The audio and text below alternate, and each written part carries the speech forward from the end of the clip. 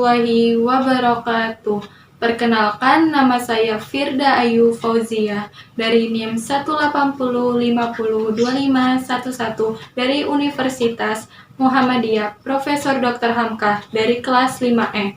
Di sini, saya akan membawakan satuan acara pendidikan gizi dengan topik diabetes. Subtopik yang ingin saya bahas yang pertama, pengertian diabetes, yang kedua, mengapa kadar gula darah itu bisa meningkat, yang ketiga, gejala diabetes, yang keempat, pengelolaan diabetes.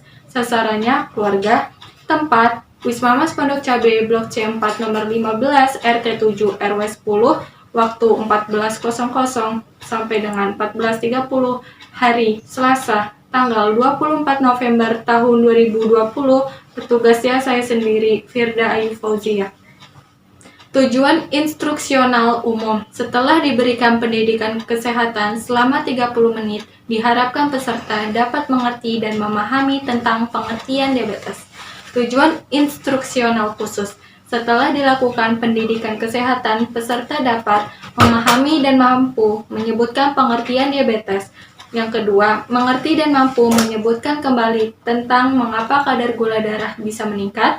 Yang ketiga, mengerti dan mampu menyebutkan kembali tentang gejala diabetes. Yang keempat, mengerti dan mampu menyebutkan kembali tentang pengelolaan diabetes. Yang saya pakai yaitu diskusi, ceramah, demonstrasi. Media atau alat yang saya pakai yaitu lembar balik, poster, karpet, kursi, dan laptop. Terbelakang, banyak orang masih menganggap penyakit diabetes itu merupakan penyakit orang tua atau penyakit yang hanya timbul karena faktor keturunan. Padahal, setiap orang dapat mengidap penyakit diabetes, baik tua maupun muda. Menurut data WHO, Indonesia menempati urutan keempat terbesar dalam jumlah penderita diabetes.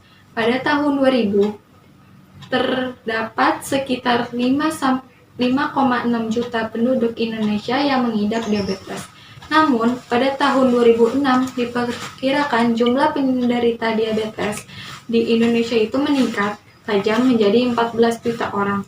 Namun, di mana 50% yang baru sadar mengidapnya dan baru sekitar 30% orang yang berobat secara teratur. Sangat disayangkan bahwa banyak penderita diabetes yang tidak menyadari bahwa dirinya mengidap penyakit tersebut, atau disebut juga penyakit gula atau kencing manis. Hal ini mungkin disebabkan minimnya informasi di masyarakat tentang diabetes, terutama gejala-gejala diabetes. Sejarah diabetes, diabetes mellitus atau kencing manis telah dikenal ribuan tahun yang lalu. Pada Papyrus Ebers pada tahun 1500 sebelum Masehi digambarkan adanya penyakit dengan gejala banyak kencing. Areatus menyebutnya diabetes dari kata diabere yang berarti sipon atau tabung. Tahun 1674, Willis melukiskan urin tersebut yang digelimingi gula atau madu, karena itu nama penyakit ini ditambah dengan mellitus atau madu. Dulu, cendekiawan Cina dan India mengemukakan bahwa urin pasien dengan penyakit diabetes rasanya manis. Hal ini disebabkan karena kadar gula darah yang meningkat di atas nilai normal, maka gula atau glukosa sebagian akan terbuang melalui urin. Inilah yang menyebabkan urin pada orang dengan diabetes mungkin terasa manis. Assalamualaikum warahmatullahi wabarakatuh. Mama. Assalamualaikum warahmatullahi wabarakatuh. Waalaikumsalam warahmatullahi wabarakatuh. Nama saya Firda Ayu Fauzia. Di sini saya akan membawakan satuan acara pendidikan gizi dengan topik diabetes. Subtopik yang ingin saya bahas, pengertian diabetes, mengapa kadar gula darah bisa meningkat, gejala diabetes, dan pengelolaan diabetes. Instruksional umum. Setelah diberikan pendidikan kesehatan selama 30 menit, diharapkan peserta dapat mengerti dan memahami tentang pengertian diabetes. Tujuan instruksional khusus. Setelah dilakukan pendidikan kesehatan, peserta dapat mengerti dan mampu menyebutkan pengertian diabetes, mengapa kadar gula darah meningkat, gejala diabetes, dan pengelolaan diabetes. Mari kita baca basmalah terlebih dahulu agar acara berjalan dengan lancar. Bismillahirrahmanirrahim. Kita akan membahas tentang diabetes. Apa itu diabetes? Diabetes itu seperti kencing manis ya, Kak? Oh, bukan seperti itu. Saya jelaskan terlebih dahulu ya. Apa itu diabetes? Diabetes adalah suatu kondisi di mana kadar gula darah meningkat di atas nilai normal yang diakibatkan karena pankreas tidak membuat insulin, tidak cukup insulin, atau insulinnya tidak dapat bekerja dengan baik di dalam tubuh. Kalau gula darah itu bisa meningkat, pada orang yang bukan diabetes, glukosa atau gula yang ada di dalam darah harus masuk ke dalam sel terlebih dahulu untuk dapat diolah. Proses ini memerlukan bantuan insulin sebagai anak kunci pembuka sel. Sedangkan pada orang diabetes, glukosa atau gula yang ada di dalam darah tidak masuk ke dalam sel untuk diolah menjadi tenaga. Karena insulin sebagai kunci pembuka sel tidak bisa diproduksi atau kurangnya produksi atau kerjanya menurun. Akibatnya, glukosa atau gula akan menumpuk di dalam darah. Seseorang dikatakan diabetes, seseorang yang telah didiagnosa diabetes sebelumnya mengalami periode prediabetes di mana kadar gula darah mulai mengalami peningkatan tetapi belum bisa dikatakan sebagai diabetes.